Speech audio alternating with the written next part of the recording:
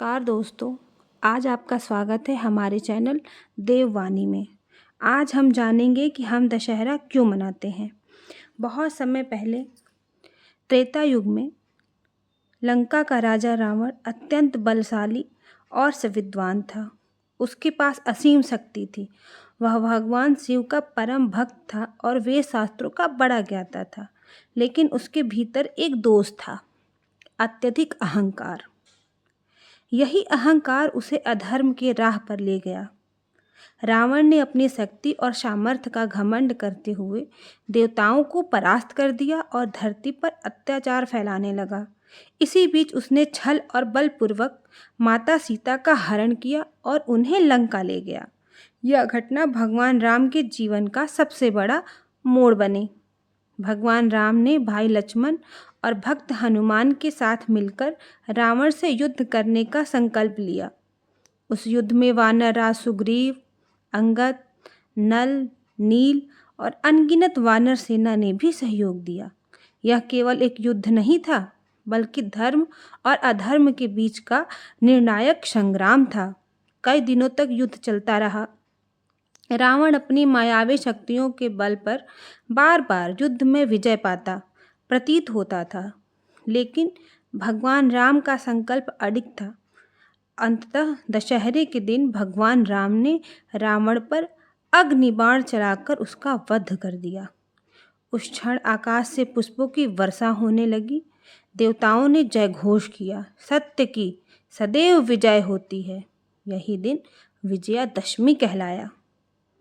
दशहरे का संदेश हमें यह शिक्षा देता है कि अहंकार चाहे कितना भी बड़ा हो, उसका अंत निश्चित है। सत्य और धर्म की सदैव विजय होती है। नारी शक्ति को कभी कम ना आंकें, क्योंकि माँ दुर्गा शक्ति का स्वयं स्वरूप है। इसी कारण दशहरे के दिन रावण, मेघनाद और कुंभकर्ण के पुतले जलाए जाते हैं। यह प्रतीक है कि हम अपने भीतर की बुराइयां जैसे अहंकार, क्रोध, लोभ, ईर्ष्या और अन्याय को जलाकर नष्ट करें।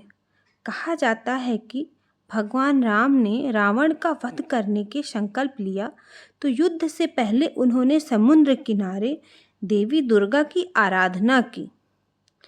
राम ने 108 नील कमल अर्पित करने का संकल्प किया। जब 108 में से एक कमल कम पड़ा तो उन्होंने सोचा कि वे अपनी आँख, जिसे राजीव नयन भी कहा जाता था, राजीव नयन मतलब कमल का फूल, तो उन्होंने राजीव नयन अपने नयन को माता को अर्पित करने के लिए सोचा। उनकी यह निष्ठा देखकर माँ दुर्गा प्रसन्न हुई और उन्हें विजय का आशीर्वाद दिया। यह प्रसंग हमें बताता है कि सच्ची श्रद्धा और समर्पण से ही विजय संभव है। आज के आधुनिक जीवन में दशहरे का हमारे जीवन में बहुत ही महत्व है। आज जब हम दशहरा मनाते हैं तो यह केवल एक त्यौहार नहीं, बल्कि आत्मचिंतन का अवसर है। हमें यह सोचना चाहिए कि मनुष्य के भीतर की बुराइयां रावण की तरह सिर उठाए खड़ी हैं। क्रोध, लोभ, ईर्ष्या, आलस्य और असत्य। दशहरे के दिन जब हम रावण का पुतला जलते देखते हैं तो हमें संकल्प लेना चाहिए कि हम भी अपनी एक बुराई को समाप्त करेंगे।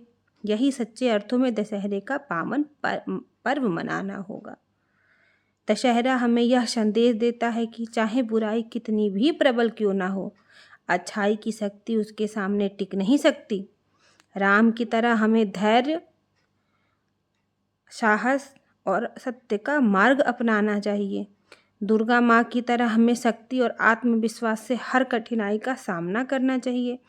इसलिए हर वर्ष जब आकाश में रावण का पुतला धधकता है तो यह केवल लकड़ी और कागज का पुतला नहीं जलता, बल्कि हमें यह याद दिलाता है कि सत्य की सदैव विजय होती है और असत्य का नाश निश्चित है।